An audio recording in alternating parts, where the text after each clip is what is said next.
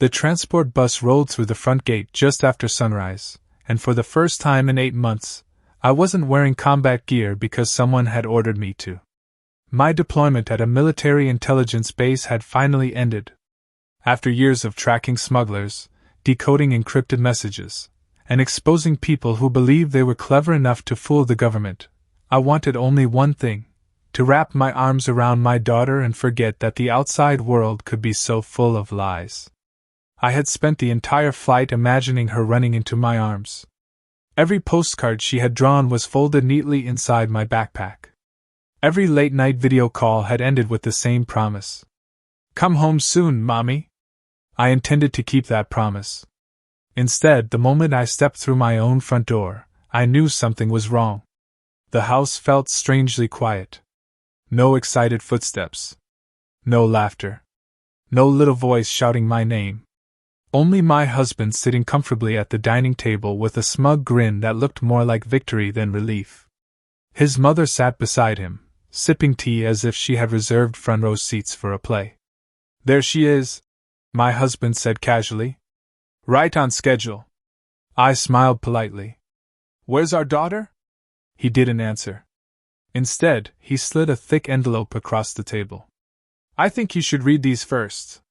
Inside were court documents, custody papers, a laboratory DNA report, several notarized statements.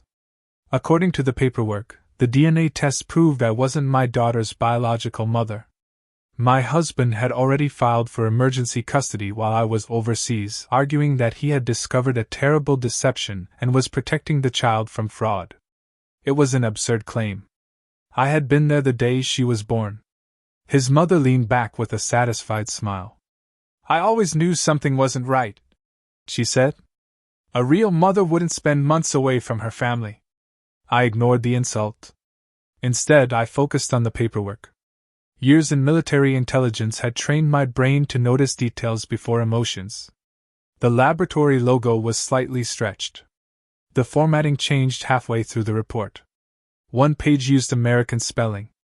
Another used British spelling. The document claimed the DNA samples had been collected on a date when I had been stationed thousands of miles away under restricted military access. Impossible. Even better, the technician's electronic signature used an outdated certification format that had been discontinued years earlier. Interesting. Very interesting. I turned another page. The barcode didn't match the report number. The legal stamps had different shades of ink. Someone had copied and pasted sections from multiple documents. It was sloppy work. Painfully sloppy. My husband watched my face carefully, clearly waiting for tears, screaming, or panic. Instead, I slowly closed the folder. "I see," I said quietly. His grin grew wider. "I knew you'd finally understand." "Oh, I understand perfectly." His mother laughed. "I told you she'd give up once she saw the science." Science. That almost made me laugh. The only science involved here was the chemistry between arrogance and stupidity. Still, I kept my expression calm. People often assumed intelligence officers won because they were stronger. They were wrong. We won because we were patient. My husband mistook my silence for surrender. "You can make this easy," he continued. "Sign the custody agreement, stop fighting, and maybe I'll let you visit her on weekends." Visit? My own daughter? The audacity was almost impressive. Almost.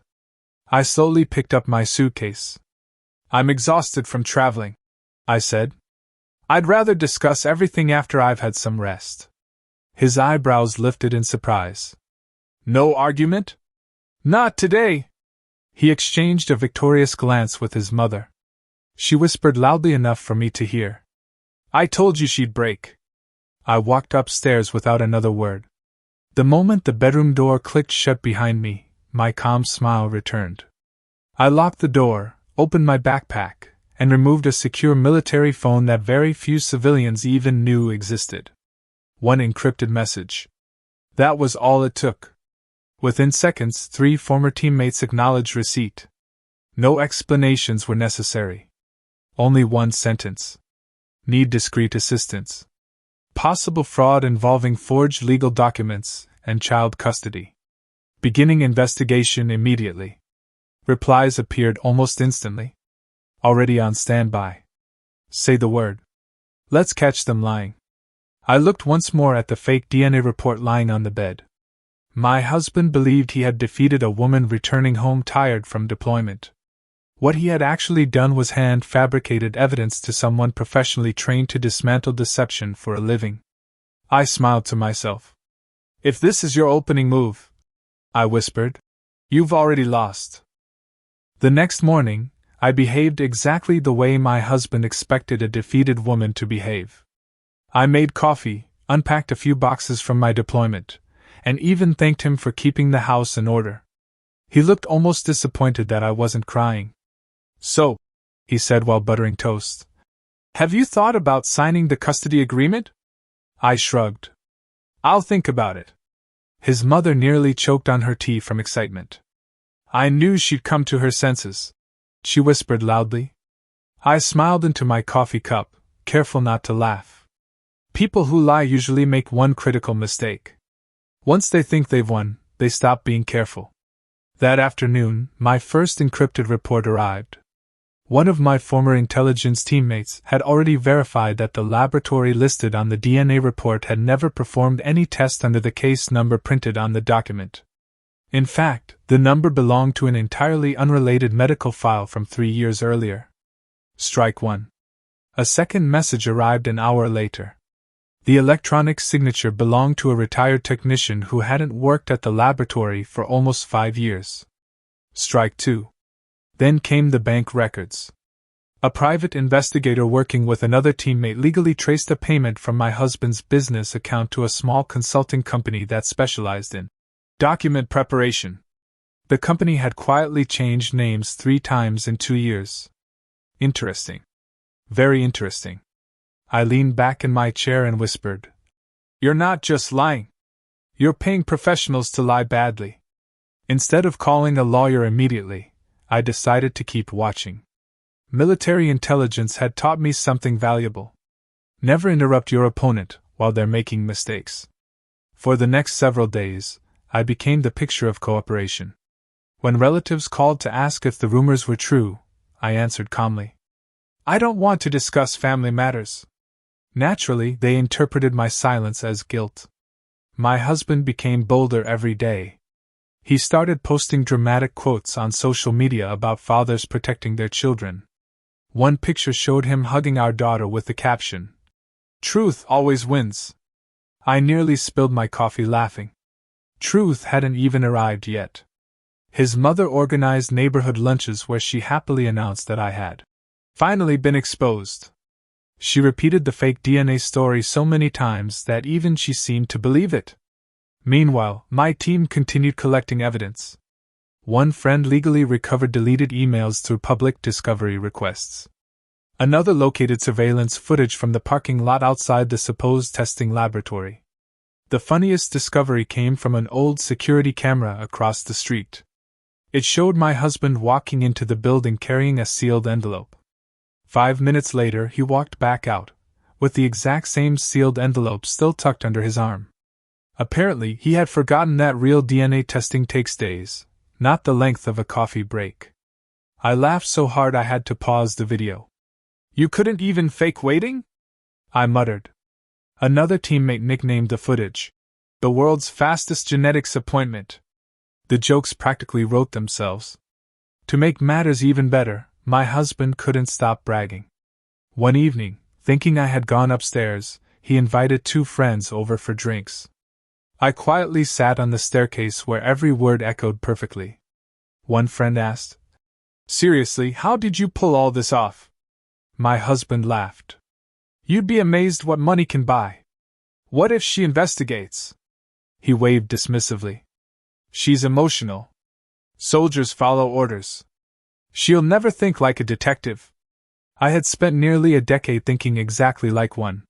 His friends clinked glasses. Someone joked, "You're a genius." "No," my husband replied proudly.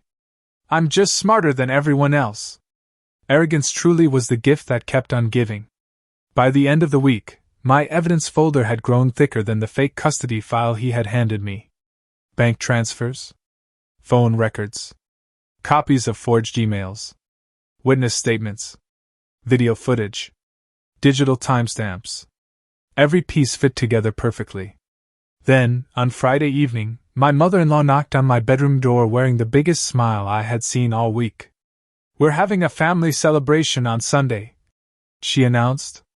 "A celebration?" She nodded proudly.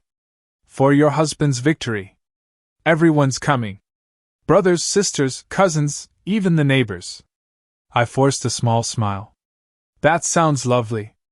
"It will be," she said. "Perhaps seeing everyone support him will convince you not to embarrass yourself by fighting." "Oh, I wouldn't miss it for the world." After she walked away, my secure phone vibrated once more. A single encrypted message appeared from my oldest military teammate. "Mission complete. Hidden cameras confirmed. Financial trails secured. Every participant identified." I looked out the bedroom window toward the dining room where my husband was already practicing the speech he planned to give during his celebration dinner. He truly believed Sunday would be remembered as the day he proved everyone else wrong. I smiled as I locked my phone. He was right about one thing. No one at that dinner would ever forget what happened. Just not for the reason he expected. By Sunday evening, the dining room looked less like a family gathering and more like an awards banquet. My husband had spared no expense. The table overflowed with roasted chicken, homemade casseroles, pies, and enough desserts to feed a small army. Balloons decorated the walls, and someone had even placed a handwritten sign above the fireplace that read, "Celebrating Truth." I had to admire the confidence. Nothing is funnier than a liar decorating the stage for their own downfall. Relatives filled every chair. Cousins chatted loudly while neighbors whispered about the scandal. My mother-in-law floated around the room like she was hosting a royal reception, greeting everyone with exaggerated sympathy. "Our poor son has been through so much," she sighed dramatically. "But justice always wins." I almost applauded the performance. My daughter sat quietly beside one of her aunts, looking confused by the attention. Every few minutes she glanced toward me with hopeful eyes. I smiled back, silently promising that everything would be over soon. After dinner, my husband stood and tapped his glass with a spoon. "Can I have everyone's attention?" The room fell silent. He cleared his throat and smiled proudly. "I want to thank all of you for supporting me during the hardest time of my life. Standing up for my daughter wasn't easy, but sometimes doing the right thing means making difficult choices." Several relatives nodded. One uncle even clapped. My husband continued, "I know some people may judge me for exposing the truth, but I couldn't ignore the DNA evidence." His mother dabbed the corner of her eye with a napkin. "So brave," she whispered. I finally stood. "If nobody minds," I said calmly, "I'd like to contribute something before we finish dessert." My husband folded his arms confidently. "Of course. I've prepared a short family slideshow." Several relatives smiled politely. "That's nice. I love photo slideshows." My husband laughed. "See? This is exactly the attitude we need." I picked up the television remote. "I hope everyone watches until the very end." The screen lit up. At first, it displayed ordinary family photographs. Birthdays. Vacations. School pictures. Everyone relaxed. Then the slideshow suddenly changed. A security camera video appeared. My husband walked into the laboratory building carrying a sealed envelope. 5 minutes later, he walked back outside carrying the exact same envelope. Silence. Someone frowned. My husband forced a laugh. "What's that supposed to prove?" I clicked again. A timestamp appeared beside the footage. 5 minutes. One cousin scratched his head. "I thought DNA testing took longer than that." "I guess they've invented instant genetics," another cousin joked. A few people chuckled. I clicked again. The screen displayed certified bank records showing a payment from my husband's account to the consulting company responsible for producing forged documents. The room grew noticeably quieter. His smile began fading. That's taken out of context. Another click. Copies of emails appeared. One message read, "Please make the report appear authentic." Another read, "Don't forget the laboratory logo." Someone accidentally dropped a fork. It clattered loudly across the floor. My mother-in-law suddenly found her water glass incredibly interesting. Another recording began playing. Everyone immediately recognized my husband's voice. "You'd be amazed what money can buy." Then another voice asked, "What if she investigates?" His recorded answer echoed through the room. "She's emotional. Soldiers follow orders. She'll never think like a detective." For 3 full seconds, nobody spoke. Then one cousin burst into laughter. An uncle tried to suppress a grin. Even the elderly grandfather shook his head and muttered, "Well, that didn't age very well." My husband lunged toward the television. I calmly pressed pause before he reached it. "Oh, we're only halfway through." His face turned pale. "There are more?" "There are several hours." The room erupted with nervous laughter. I resumed the presentation. Next came confirmation from the laboratory proving the case number never existed. Then certification records showing the electronic signature belonged to a retired technician. Then enlarged images highlighting mismatched fonts, altered timestamps, and copied digital seals. Every explanation my husband attempted was destroyed by the very next slide. "Someone hacked my email." The next slide showed security footage of him typing those same emails himself. "Those bank transfers were business expenses."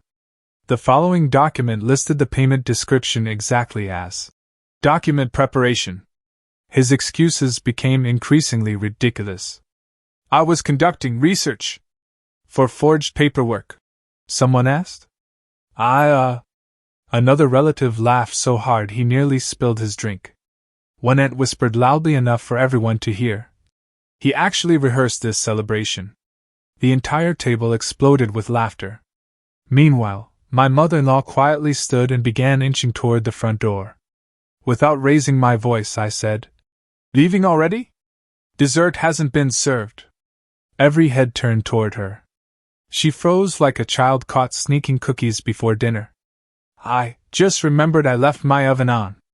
"You've been here for 4 hours," one neighbor replied. More laughter. Even my daughter giggled. The woman slowly sat back down without another word. I picked up one final folder from the table. "I've already provided copies of every document, recording, and financial record to my attorney and the authorities." My husband's confidence disappeared completely. At that exact moment, 3 firm knocks echoed through the front door. Nobody moved. The room fell silent once again. Another knock followed. Then a calm voice called from outside. "Police department. We'd like to speak with the homeowner." For the first time all evening, my husband looked genuinely afraid. The officers entered calmly, introducing themselves before asking my husband to remain seated. The room that had been buzzing with laughter only moments earlier fell into an awkward silence. My husband tried to recover his confidence, forcing a smile that fooled absolutely no one. "There must be some misunderstanding," he said. One of the detectives opened a folder. "We've reviewed the evidence submitted earlier today, including financial records, digital communications, surveillance footage, and the alleged DNA report." My husband pointed at me. "She's twisting everything." The detective looked down at the paperwork again. "The laboratory has already confirmed they never issued this report." His smile disappeared. Another officer added, "The consulting company that received your payment has also begun cooperating with the investigation." That sentence landed harder than anything I could have said. My mother-in-law covered her face with both hands. "I told you to burn those emails," she blurted out before realizing what she had admitted. Every relative slowly turned toward her. An uncle couldn't help himself. "Well, that confession saved everyone a lot of paperwork." Even the detective struggled to hide a smile. The officers informed my husband that he would need to accompany them for questioning regarding suspected document fraud, forgery, and interference with legal custody proceedings. As they escorted him toward the front door, he looked back at me. You planned this, I answered calmly. No. You planned it. I simply finished reading your script. Several relatives burst into laughter. One cousin nearly applauded. The front door closed behind the officers, and for the first time since I had returned home, the house felt peaceful. My daughter ran across the room and wrapped her arms around me so tightly I thought she would never let go. I knew you'd come back, she whispered. I knelt beside her and smiled. I always keep my promises. The weeks that followed moved quickly. The investigation confirmed every forged document, every fake email, and every payment connected to the scheme.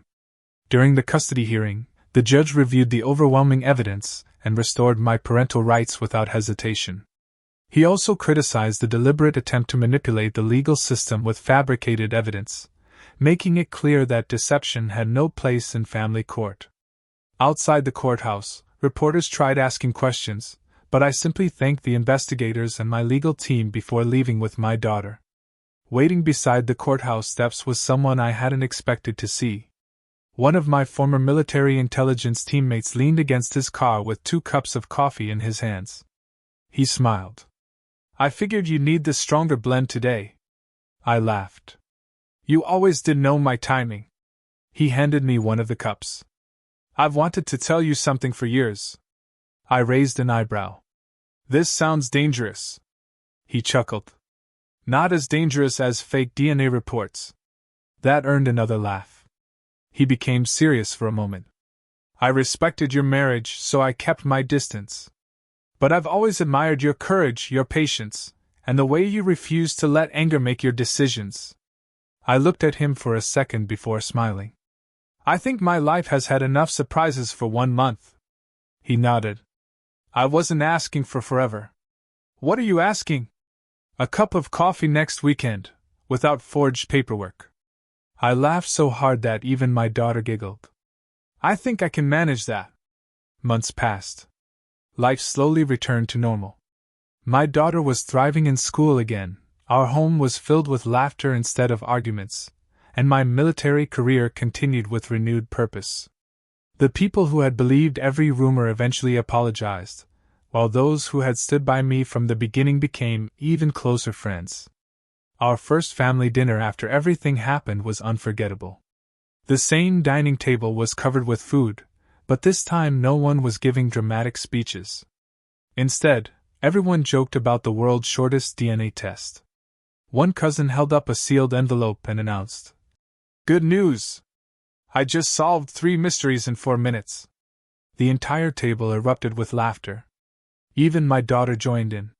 She looked at me with a mischievous grin and said, "Mom, I don't think anyone should ever try lying to a military intelligence officer." I smiled. "That's probably good advice." She nodded proudly. "Especially one who's also my mom." The room filled with genuine laughter, the kind that comes after truth has finally replaced fear. As I looked around the table, I realized revenge had never been my real goal. Justice was. The greatest victory wasn't watching arrogance collapse under the weight of its own lies. It was bringing peace back to the people who mattered most. Sometimes the strongest response isn't shouting, arguing, or seeking immediate payback. Sometimes it's staying calm, letting the truth gather its own evidence, and allowing those who built their lives on deception to become the authors of their own downfall. And if they happen to decorate the room before exposing themselves, well, that only makes the story funnier.